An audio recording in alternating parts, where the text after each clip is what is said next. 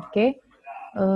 Jadi ini kita ke kalor jenis. Jadi kalor jenis tadi C, tadi ya, C kecil, itu adalah banyaknya kalor yang dibutuhkan untuk menaikkan suhu satuan massa. Jadi bedanya sama yang tadi, kalau tadi kan untuk menaikkan suhu per 1 gramnya ya, nah gitu. Tapi kalau ini lebih ke satuan untuk menaikkan suhu per 1 satuan massanya, kayak gitu.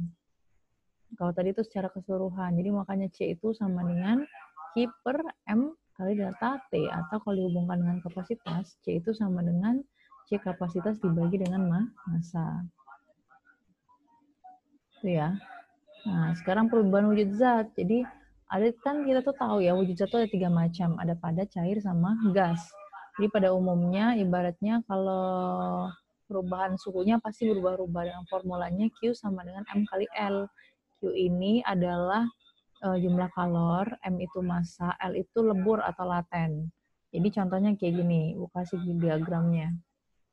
Mungkin SMA udah pernah belajar deh kayak gini. Jadi gimana cara kita mau tahu perubahan dari es yang awalnya benar-benar dingin di bawah 0 derajat menjadi air yang suhunya itu ibaratnya 25 derajat. Itu perjalanannya seperti apa? Awalnya kan es itu kan Q1 ya dipanaskan. Jadi awalnya es minus 5, dia ke titik 0 dulu.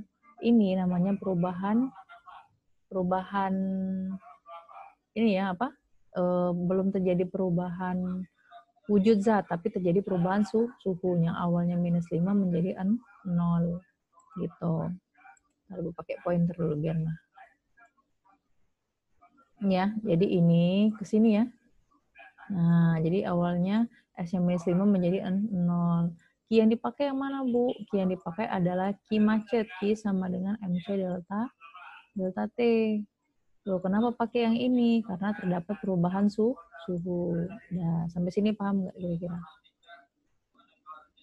Bisa? Jadi kita bisa cari kalornya dengan menggunakan Q sama dengan MC delta T.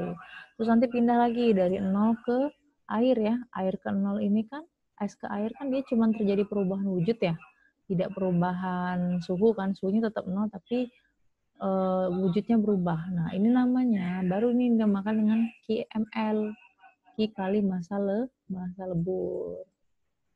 Nah nanti ada kepake leburnya itu berapa kayak gitu ya. Terus kemudian dari sini Q2 ke Q3, dari air yang 0 ke air 25, perubahan apa itu namanya? Perubahan suhu atau perubahan wujud?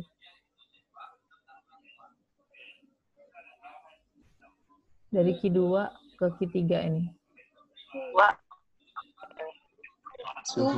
Suhu berarti Q sama dengan MC delta T ya.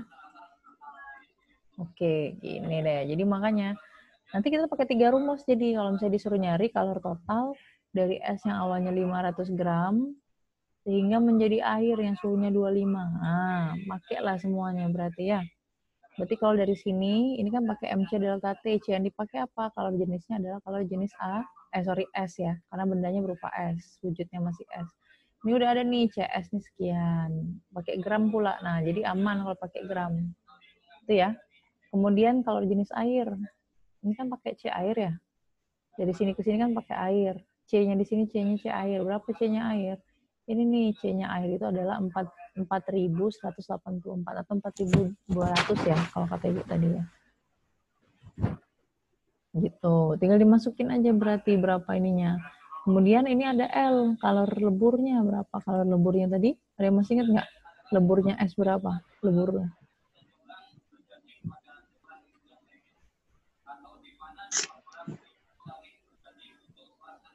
Bentar ya, cantumin nggak di sini sama Ibu. Nanti biasa dikasih tahu leburnya S berapa, tinggal kalian masukin aja ya berarti ya, nanti berapa ininya. Jadi cara nyarinya gimana? Cara nyari Q totalnya berarti langsung aja Q total sama dengan Q total itu sama dengan Q1 gitu ya, tambah Q2 ditambah dengan Q3 gitu ya. Nah, gitu. Jadi Q1-nya ini Q1, yang ini Q2 ditambah dengan Q3. Ketemu deh nanti satuannya. Tuh ya. Ada lagi namanya uap. Jadi kalau misalnya uap, itu kalau misalnya suhunya udah mentok air kan 100 derajat. Dia nggak berubah lagi suhunya, udah maksimal. Tapi dia akan berubah wujud.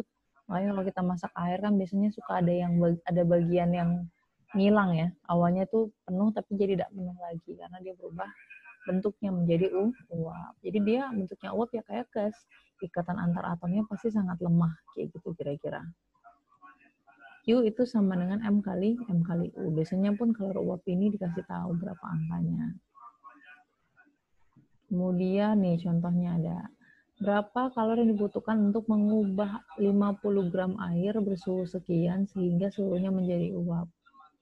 Coba gimana cara nyarinya, bisa nggak?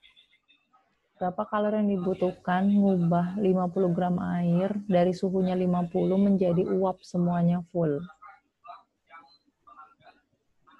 Pakai Q apa ini?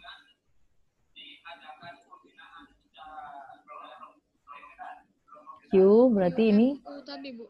Iya, pakai Q sama M kali U tadi ya. Cari dulu yang ini boleh. Masanya berapa tuh? 50 gram ubah ke kilo. 50 bagi 1000. 0,05 ya? 0,05. Dikali dengan kalori uapnya. Ini kan joule, kilo ya. Kayak ini kan kilojoule. Atau setara dengan 2.260.000. Ya kan ya? Atau biarin aja deh, kaliin aja. 2260 aja. Nanti kilojoule aja bikin terakhir. Dapat ini berapa hasilnya? 2260. 113, Bu. 113. Oke, satuannya adalah kilojoule ya. Bentar. Iya. Kalau Bu hapus dulu. Pokoknya dapat hasilnya nanti 113.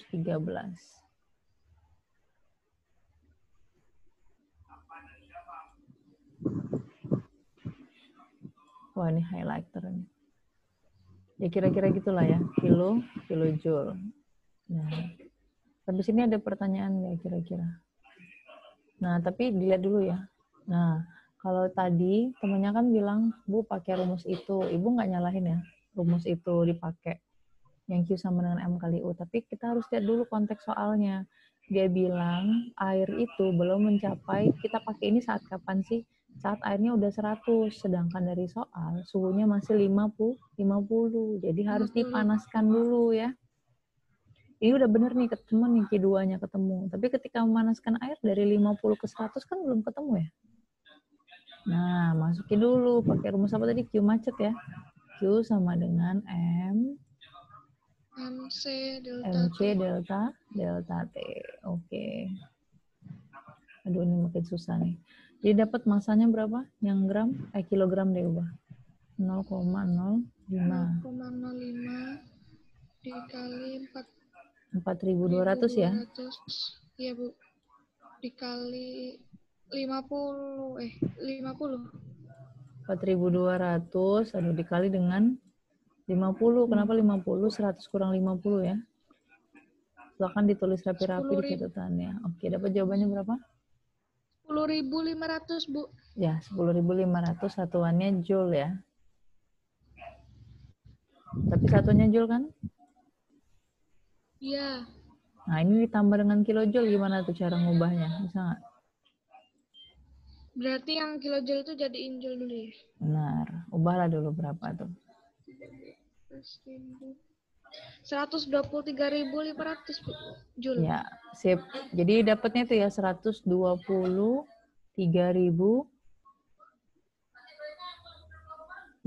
joule. 500. Iya, benar. Ya. Dapat ya segitu ya. Jadi silakan nanti dilanjutin. Ini dapatnya 123.500 joule. Gampang kan ya? Tapi lihat dulu konteks soalnya ya. Nah, kalau hukum energi nanti deh mungkin kita bahas di next ya. Ada namanya perpindahan kalor dengan azas Black, nanti terakhir Ibu ajarin. Karena ini nanti panjang nih. Harus dipecah materinya. Sampai sini ada pertanyaan nggak kira-kira? Sampai kalor uap aja dulu, paham nggak? Oh, Ada yang mau ditanya nggak kira-kira?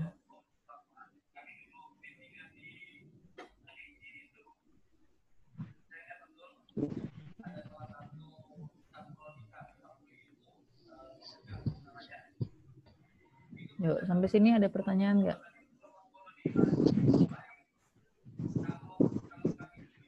Bu, Ya, kenapa udara yang kita tiup itu lebih dingin daripada suhu tubuh kita, Bu? kenapa? Bentar. Kenapa apa gimana? Kenapa, Ci? Udara pas kita mengeluarkan atau kita meniup udara kayak di tangan gitu aja kan, Bu? Kita ngerasakan udara yang keluar tuh lebih dingin daripada suhu tubuh kita. Itu kenapa, Bu? Lebih dingin dibanding dengan suhu kita. Oh iya, kalau misalnya yang seperti lebih dingin atau lebih hangat? Lebih dingin ya? Lebih dingin ya, Lebih Ci ya? dingin, Bu. Ya, kalau misalnya emang Iya, Bu. ya, kalau misalnya dia lebih dingin tadi kan, jadi dalam proses tubuh kita kan ada sistem metabolisme. Kenapa dia jadi berbeda? Karena tadi kan jumlah udara yang kita keluarkan itu kan sedikit jumlahnya, cuma ditiup. Makanya ketika makanan panas kan kita tiup-tiup ya. Karena dengan indikasi yang kita keluarkan itu kan bisa menurunkan suhunya. Kan tadi dia bisa jadi lebih rendah suhunya. Yang pertama faktor dari jumlah udara yang kita keluarkan. Badan kita kan luas permukaannya beda tuh. Ya, Ci ya, dibanding dengan udara yang kita keluarkan dari mulut kita kan cuma sedikit volumenya. Jadi gerakannya akan lebih melambat dibanding dengan suhu, dibanding dengan atom yang berada di dalam badan kita. Jadi dalam badan kita kan bergeraknya cepat karena kita bernafas, semuanya kan kita bergerak kayak gitu ya. Terus kita juga detak jantung kita juga tetap ada kayak gitu kan. Itu otomatis kan membuat badan kita menjadi lebih hangat. Nah, jadi ketika kita keluarkan langsung dari mulut ya dengan indikasi tadi jumlah yang dikeluarkan sedikit dan dengan asumsi ya memang tidak ada pergerakan apapun, istilahnya memang udara itu pure keluar dari mulut kita aja. Ketika keluar dari lingkungan badan kita, yang keluar itu justru lebih dingin karena udah kena sama udara di luar dari tubuh kita gitu, Ci. Oh, baik, Bu. Ya, sama kayak tadi ya, Ci ya. Kalau misalnya suhu yang tinggi ya didekatkan sama suhu dingin ya enggak. Yang tinggi jadi rendah, yang dingin jadi naik. Makanya suhunya jadinya sama gitu. Kira-kira. Oh, baik, Bu. Ya. Baik, Bu. Oke, Ci. Yang lain ada pertanyaan lagi? Bu, izin bertanya. Boleh. Ibu menjawab. Ayo. Ibu, pada saat kita demam itu kan badan kita tuh ngerasa dingin, tapi padahal suhu tubuh kita itu tinggi, Bu. Itu kenapa, Bu? Oh iya ya. Ibu kayak dokter ya lama-lama ditanyain ya. Oke, kenapa itu terjadi? Jadi kan ada namanya kan perbedaan suhu antara ketika kita tuh kan ngerasa ngegigil ya, dingin. Padahal badan kita tuh panas. Kalau misalnya mau dibahas, ini kan sebenarnya ada di proses di biologi pun ada ya. Jadi kenapa terjadi perbedaan suhu? Yang pertama kan kita kan berada di lingkungan yang udaranya, suhunya itu jauh lebih rendah dibanding dengan suhu badan kita. Suhu badan normal manusia itu berapa? Normalnya kita tuh berapa? Ada yang tahu nggak? Sekitar berapa? 37-an. Ya, benar. Sekitar 35 sampai 37. Di atas dari itu, berarti kan suhunya kan sangat panas ya badannya. Nah, sedangkan kita tuh berada di lingkungan yang memang misalnya kayak di rumah kalian aja atau di kosan yang suhunya tuh jauh lebih rendah kayak gitu. Makanya ketika ada perbedaan suhu itu terjadi karena tadi dua kondisi, badan kita memang terasa panas karena itu kan reaksi. Nah, sedangkan kenapa kita merasa menggigil atau dingin itu karena ada proses pertukaran suhu dengan suhu lingkungan gitu. Jadi kita ngerasa menggigil padahal badan kita panas. Karena lagi-lagi ada pertemuan antara suhu panas dan suhu dingin gitu. Itu hampir mirip kayak pertanyaan Richie tadi. Jadi kenapa padahal badan kita panas, tapi udara yang kita keluarkan dingin ya, sama hal gitu. Kenapa kita merasa menggigil padahal badan kita panas pun sama, gitu ya. Kalau secara fisikanya kayak gitu sih kita bahas, tapi kalau secara biologi mungkin akan lebih panjang ya pembahasannya. Ayo yang lain. Tadi ada yang raise hand. Siapa yang mau nanya? Ada lagi nggak? Kalau nggak, mungkin Ibu screenshot dulu ya satu-satu ya. Yang lain yang nggak hidup kameranya dihidupin, minta tolong. Ibu mau screenshot dulu.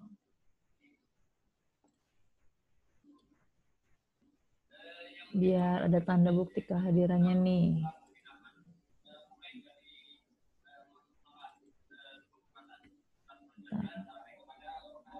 Oke, halaman pertama dulu ya. Tuh, kan kelihatan cakep, cantik semua ya. Kenapa malu-malu ngidupin kamera coba? Takut ketahuan ngantuk ya? Bentar ya. Oke, ini halaman pertama.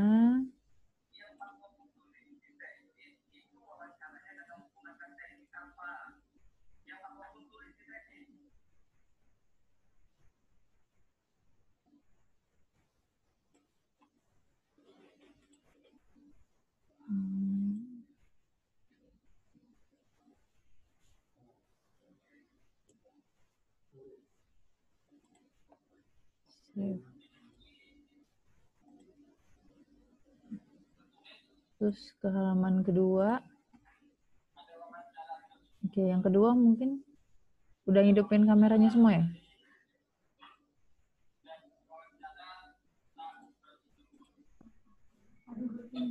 Oke. Cakep. Bentar ya. Yang kedua.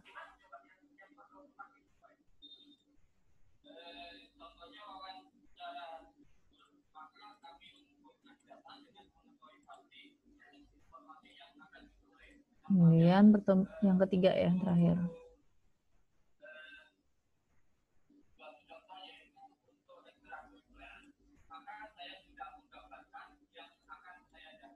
Save as.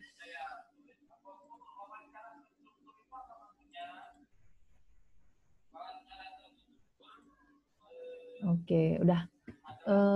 Ibu rasa udah cukup ya untuk pertemuan hari ini. Ada pertanyaan lain nggak kira-kira? Jadi Ibu belum memberikan tugas untuk penyelesaian soal-soal suhu dan kalor. Ibu langsung bikin kerangka kuliahnya aja, Ibu kasih di situ.